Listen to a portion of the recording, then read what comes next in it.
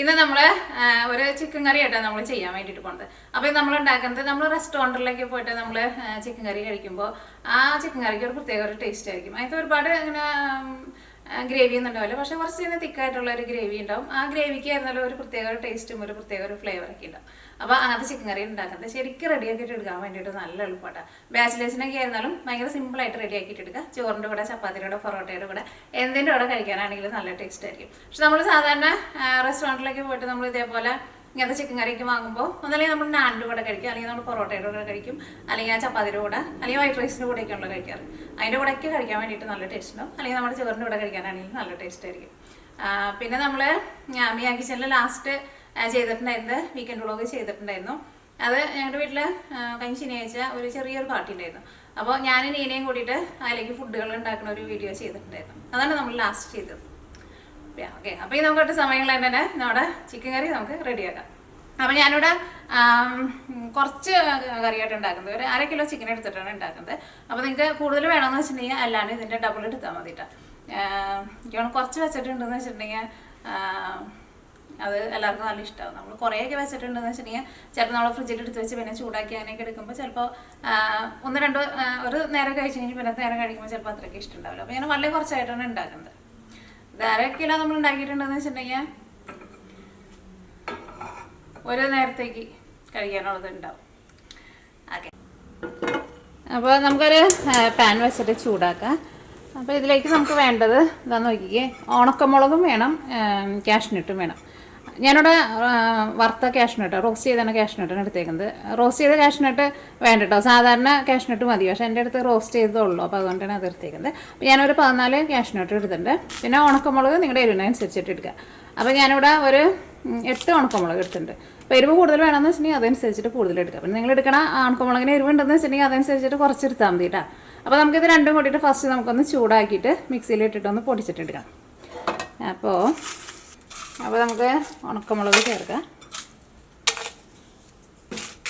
ഉണക്കമുളക് നന്നായിട്ടൊന്ന് ചൂടാവട്ടെ. അത് കഴിഞ്ഞിട്ട് കാഷ്നട്ട് ചേർക്കാം. അത് റോസ്റ്റ് ചെയ്യാത്ത കാഷ്നട്ടാണെന്ന് വെച്ചിട്ടുണ്ടെങ്കിൽ രണ്ടും ഒരുമിച്ച് ചേർത്തോട്ടെ.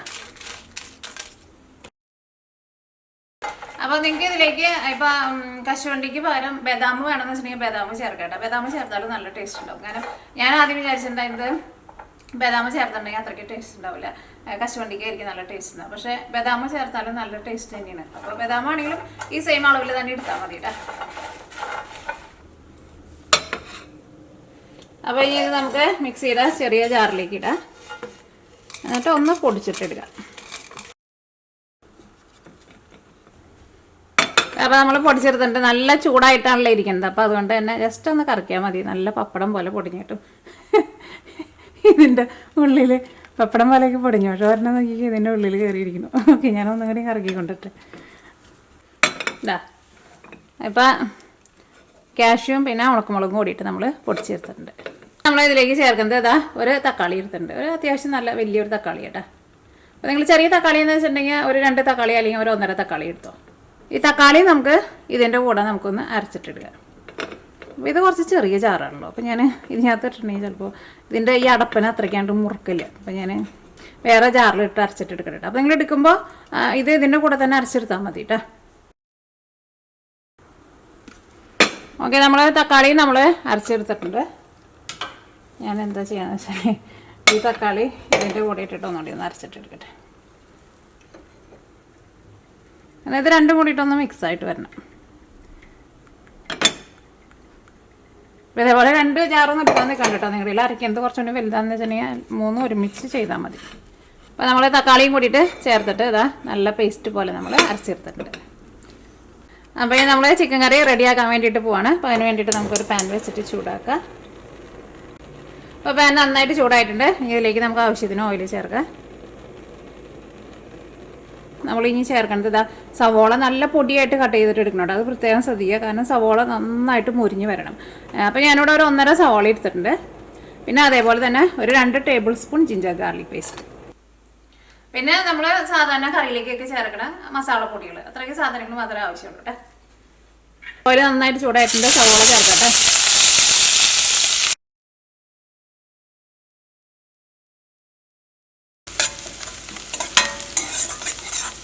ഞാൻ നോക്കിക്കാൻ സവോള നന്നായിട്ട് വളർന്ന് ചെറുതായിട്ടൊന്ന് കളർ മാറി തുടങ്ങിയിട്ടുണ്ട്.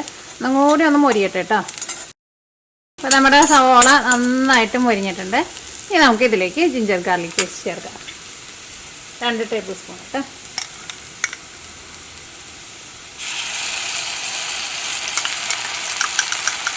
രണ്ട്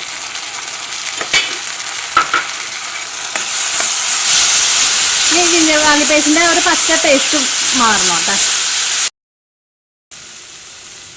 ഇച്ചിരി ഓയിലും കൂടിയും ചേർക്കണുണ്ട്. കാരണം ആ ജിഞ്ചർ ഗാർലിക് പേസ്റ്റ് ഒന്ന് നന്നായിട്ടൊന്ന് മൊരിഞ്ഞ് വരണം.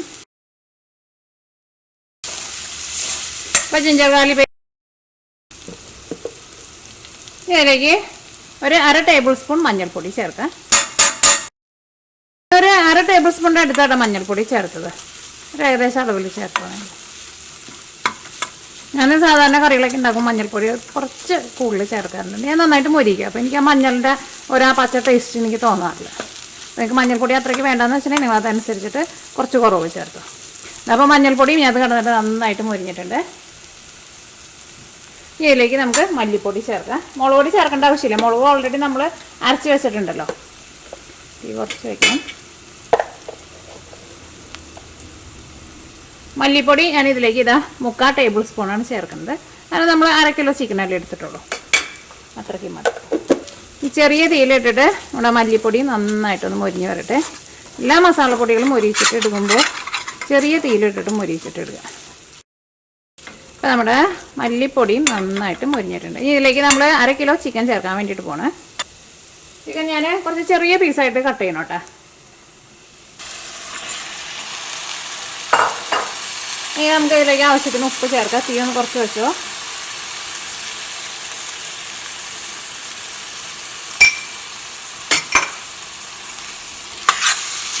ഇതെല്ലാം കൂടിയിട്ട് നന്നായിട്ടൊന്ന് മിക്സ് ചെയ്യാം.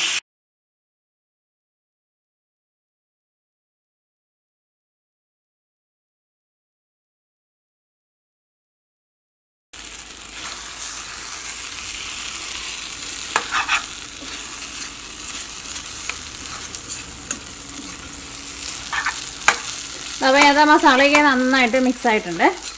ഇനി നമുക്ക് ലോ ഫ്ലെയിമിൽ നമുക്കൊന്ന് മൂടി വയ്ക്കാം. ഇനി അത് ഓയിലൊക്കെ ഒന്ന് നന്നായിട്ടൊന്ന് തെളിഞ്ഞ് വരണം.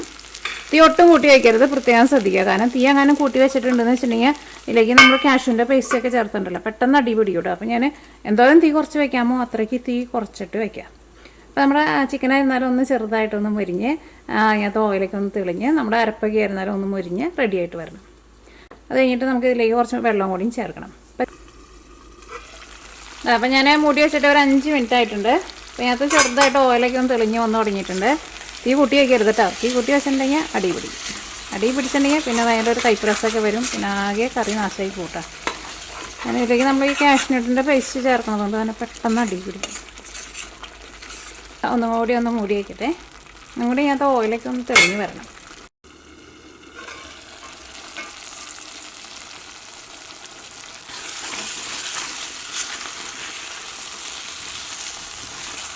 ഇനി നമുക്ക് ഇതിലേക്ക് 1 ഗ്ലാസ് നല്ല തിളച്ച വെള്ളം വേണം ചേർക്കാൻ വേണ്ടിയിട്ട്. 1 ഗ്ലാസ് വെള്ളം ചേർക്കാം. അപ്പോൾ നമ്മുടെ ചിക്കൻ ഒരു 3/4 ഭാഗം റെഡി ആയിട്ടുണ്ട്. അപ്പോൾ ഈ ഓയിലൊക്കെ ഒന്ന് തെളിഞ്ഞ് വരാട്ടെ. ഇനി വെള്ളം ചേർക്കാം. 1 ഗ്ലാസ് വെള്ളം. ഓക്കെ. നിങ്ങൾ ടേസ്റ്റ് നോക്കിയിട്ട് ഉപ്പ് വേണമെന്ന് വെച്ചിട്ടുണ്ടെങ്കിൽ അതനുസരിച്ചിട്ട് ഉപ്പ് ചേർക്കാം. ഇനി നമ്മുടെ ചിക്കൻ ഫുള്ളായിട്ട് വെന്തിട്ട് ഇതിൻ്റെ ഗ്രേവി ഒന്ന് കുറുകി വരണം. ഫുള്ളായിരുന്നാലും തീ ഒരുപാട് അങ്ങോട്ട് കൂട്ടി വയ്ക്കരുത് കേട്ടോ.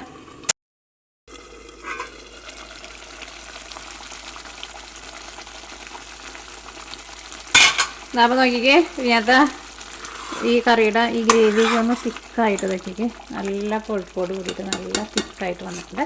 ഇതിലേക്ക് നമുക്ക് ഗരം മസാല ചേർക്കാം. നിങ്ങൾ ടേസ്റ്റിനനുസരിച്ചിട്ട് ചേർക്കാം. ഫസ്റ്റ് നിങ്ങൾ കുറച്ച് ചേർക്കുക. അത് കഴിഞ്ഞിട്ട് മിക്സ് ചെയ്ത് കഴിഞ്ഞിട്ട് പിന്നെ ടേസ്റ്റ് വേണമെന്ന് വെച്ചിട്ടുണ്ടെങ്കിൽ അതനുസരിച്ചിട്ട് ചേർത്ത് കൊടുക്കുക. കാരണം നമ്മൾ പലരും എടുക്കുന്ന ഗരം മസാലയുടെ ടേസ്റ്റിൽ വ്യത്യാസം ഉണ്ടാവുമല്ലോ. അതേപോലെ തന്നെ കസൂരി മേത്തി ഇത് കുറച്ച് ചേർക്കാം. ഇത് കൂടിയിട്ട് ചേർക്കണം കേട്ടോ. ഇതിന് നല്ലൊരു ഫ്ലേവറാണ്. ജസ്റ്റ് കൈ കൊണ്ട് ഒന്ന് തിരിപ്പിച്ചിട്ട് അങ്ങനെ ഇത്രയ്ക്ക് മതി. ഇച്ചിരി വേണ്ടി ചേർക്കാം. ഫുള്ള് നമ്മളിങ്ങനെ ചിറ്റിക്കുമ്പോൾ നമ്മുടെ ആ കറീനെ ഒന്ന് കവർ ചെയ്ത് നിൽക്കാൻ പാകത്തിനുള്ളത് ചേർക്കാം. ഇതിലേക്ക് ഒരു ചെറിയ കഷ്ണം ബട്ടറും കൂടിയിട്ട് ചേർക്കുന്നുണ്ട്. ബട്ടർ ചേർക്കണമെന്ന് നിർബന്ധമില്ല, വേണമെന്ന് വെച്ചിട്ടുണ്ടെങ്കിൽ ചേർക്കാം. ഇതെല്ലാം കൂടിയിട്ട് നമുക്കൊന്ന് മിക്സ് ചെയ്യാം. അപ്പോൾ നമ്മുടെ ചിക്കനൊക്കെ ശരിക്കും നന്നായിട്ട് വെന്തിട്ടുണ്ട് കേട്ടോ. ഇതേപോലെ ഇങ്ങനെ എടുക്കണം, ഒരുപാട് ചാറിലെടുക്കരുത്, ഒന്ന് ചെറുതായിട്ട് ഒരു കുറുകിയ ഒരു ഗ്രേവി ഉണ്ടല്ലോ അങ്ങനെ എടുക്കണം. കസൂരി മേത്തിയൊക്കെ ആണ്ട് ചേർത്ത് ബട്ടറൊക്കെ ആണ്ട് ചേർത്ത് കഴിഞ്ഞപ്പോൾ നോക്കിക്കുക നമ്മുടെ കറിക്കായിരുന്നല്ലോ നല്ല ഒരു കളറും കിട്ടിയിട്ടുണ്ട്.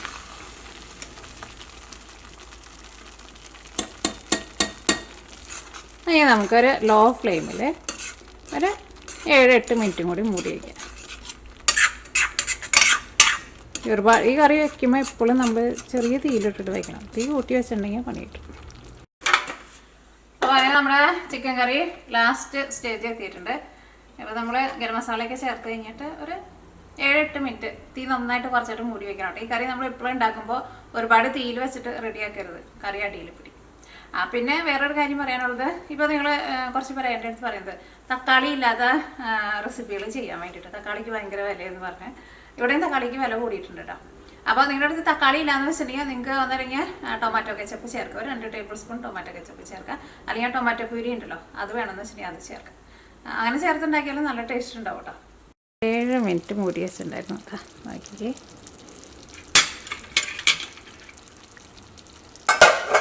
ആ കറിയുടെ ഓയിലൊക്കെ നന്നായിട്ട് തെളിഞ്ഞ് നല്ലൊരു കുറുകിയ ഒരു തിക്കായിട്ടുള്ള ഒരു ഗ്രേവി ആയിട്ട് കിട്ടിയിട്ടുണ്ട്. കാണുമ്പോൾ തന്നെ നമുക്ക് എടുത്ത് കഴിക്കാൻ വേണ്ടിയിട്ട് തോന്നും. നോക്കിക്കേ എൻ്റെ ഗ്രേവി നോക്കിക്കേ. അപ്പോൾ ഈ കറി നമുക്ക് ഒരു സെർവിങ് പ്ലേറ്റിലേക്ക് പകർത്താം.